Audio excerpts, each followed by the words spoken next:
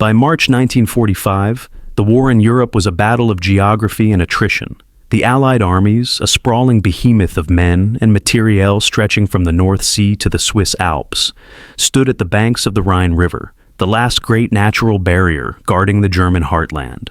The winter snows had given way to a wet, cold spring, turning fields into quagmires and testing the limits of Allied logistics that stretched all the way back to the Normandy beaches.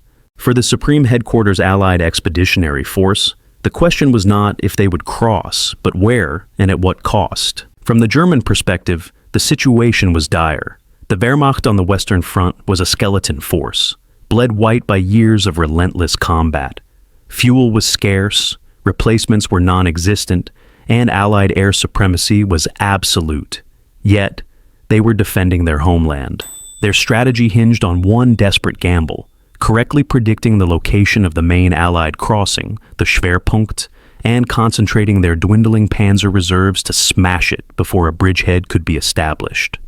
German military intelligence, the Fremde Heer West, meticulously analyzed every scrap of information, convinced that Field Marshal Montgomery's powerful 21st Army Group in the north was the logical point of main effort. On paper, the matchup was a contest between overwhelming mass and desperate defense.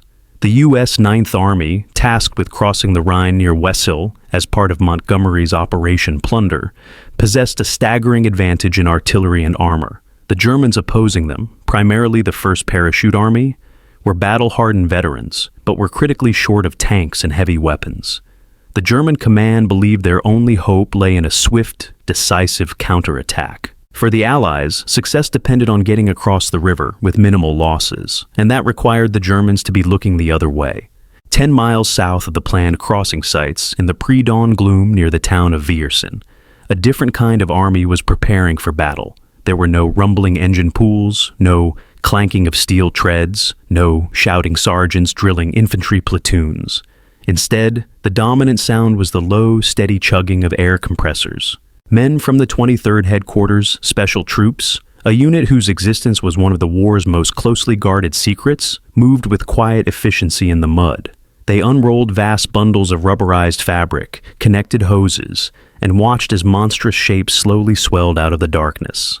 Within an hour, where there had been only an empty field, now sat the complete staging area of an American armored division. Dozens of M4 Sherman tanks, their turrets facing east, were parked in perfect herringbone formations. M10 tank destroyers and 155mm long Tom artillery pieces stood nearby. To any observer flying overhead, it was the unmistakable signature of a massive force poised to strike. But the Shermans weighed only 90 pounds each, their cannon barrels drooping slightly if not properly inflated. The artillery pieces were little more than cleverly designed props. This was a phantom army conjured from rubber, sound effects, and imagination.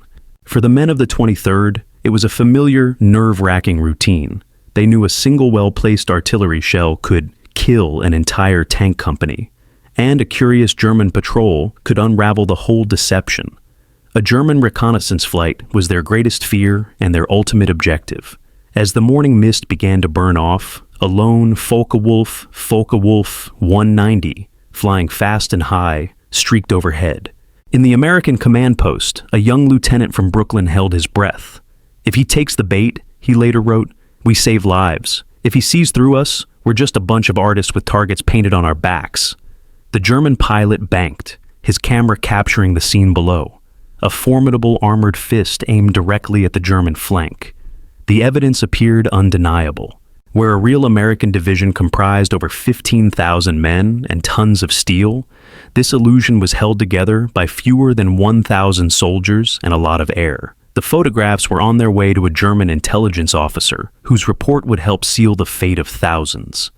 The reconnaissance photographs landed on a map table at the headquarters of the German 86th Corps with the weight of destiny. To the intelligence officers tasked with divining Allied intentions, the images were both terrifying and clarifying. The sheer scale of the American concentration near Viersen was staggering. Analysts pointed to the telltale signs they had been trained to recognize: the precise dispersal of vehicles to guard against artillery, the deep tracks carved into the muddy fields indicating the presence of heavy armor, the logical positioning of command tents and supply dumps. Every detail screamed authenticity.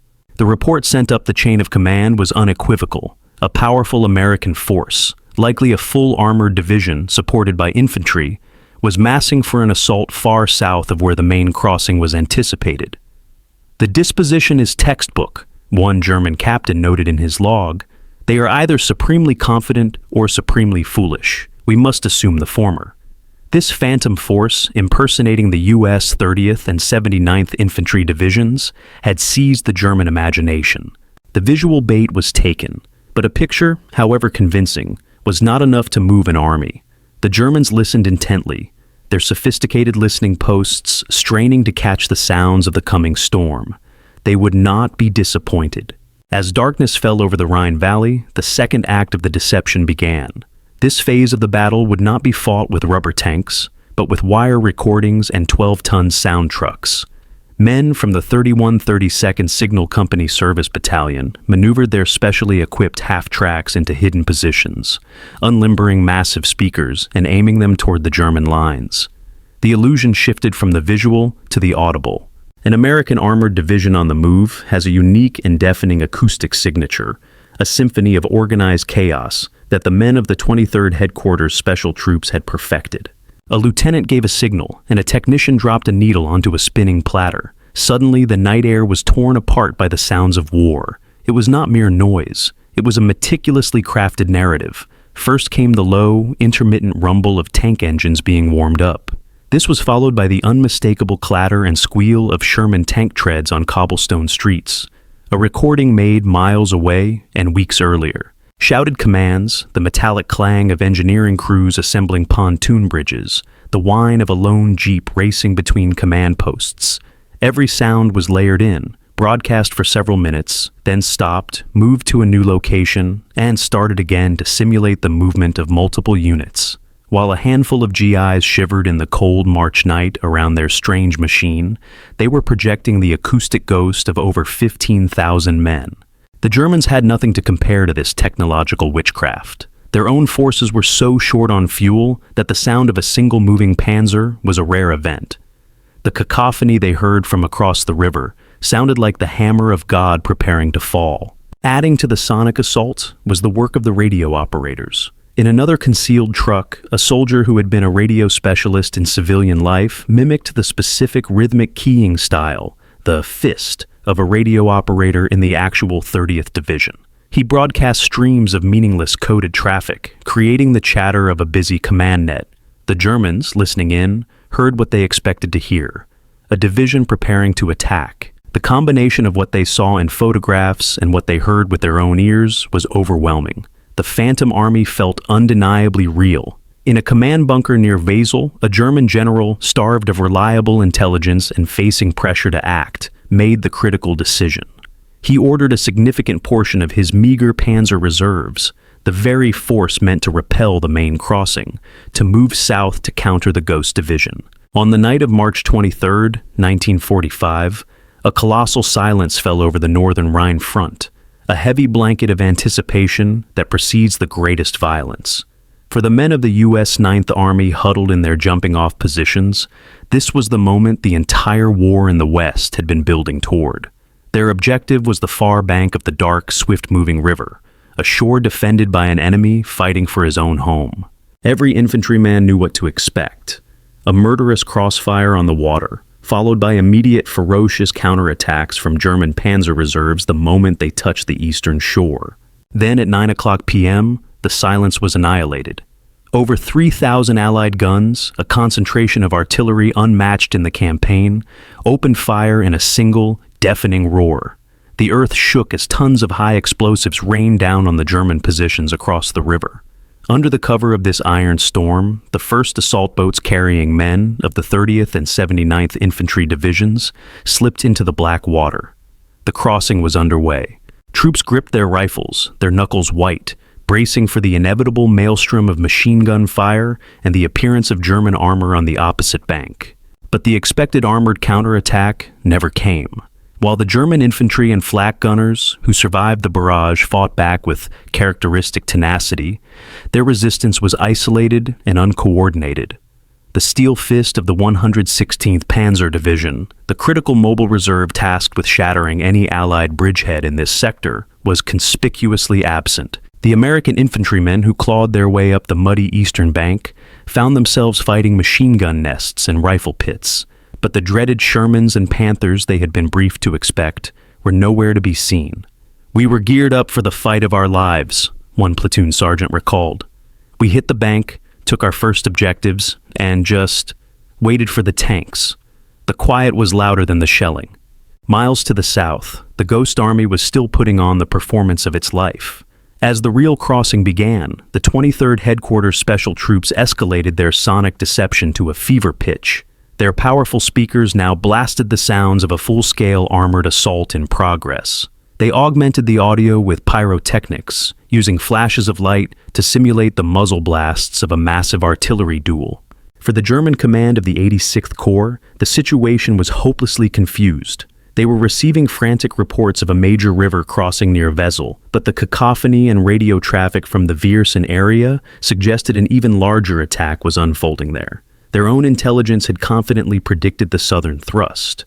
The northern attack had to be a feint. The German commander had committed his reserves based on a lie woven from rubber and sound waves. His panzers, which should have been racing north to crush the vulnerable American beachhead, were instead rushing south to engage a phantom. By the time the German High Command realized their catastrophic error, it was too late. The U.S. Ninth Army was firmly established on the eastern bank. Combat engineers, working with astonishing speed on a river cleared of its primary defenders, had already begun constructing the heavy pontoon, and Bailey bridges needed to ferry armor and supplies across.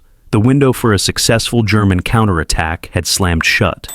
The Rhine had been breached not by steel alone, but by the triumph of a grand illusion. The German tank commanders who arrived in the fields near Viersen found no enemy to fight. The thunder of the phantom battle had ceased, replaced by an eerie silence. Where reconnaissance had shown a sea of American armor, there was now only mud, trampled grass, and a few strange abandoned objects. One panzer crew, dismounting to investigate, found a deflated rubber husk in a ditch, the sad, collapsed skin of an M4 Sherman tank. The truth dawned with a sickening, humiliating clarity. They had been duped. The entire armored concentration, the radio chatter, the sounds of an army on the move, it had all been a ghost, a brilliantly executed theatrical production. The rage and frustration were immense, but useless. While they had been chasing shadows, the real American army was already miles deep into German territory on the other side of the Rhine.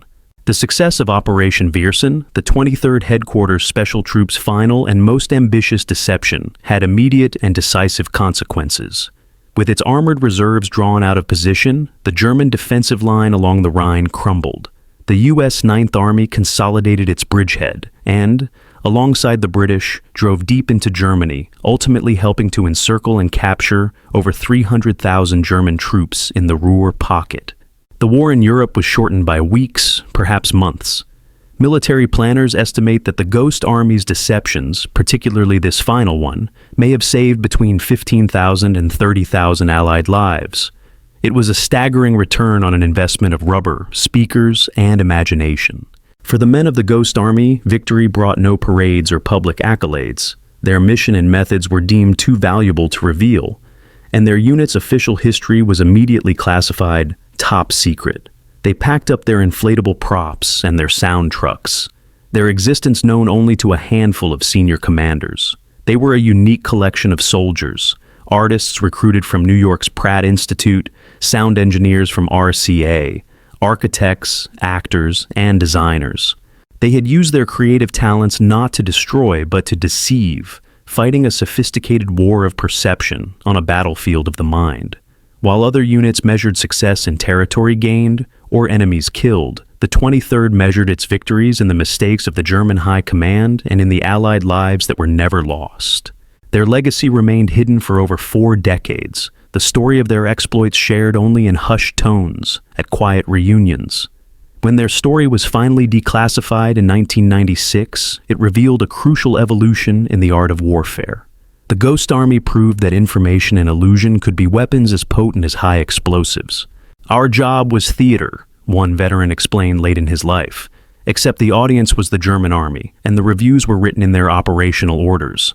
They were pioneers of what is now known as psychological and information warfare, demonstrating that an enemy's perception of reality can be a more critical target than his physical forces. They left behind no captured ground or battle streamers, only a quiet, profound lesson. Sometimes the most powerful army is the one that isn't there at all.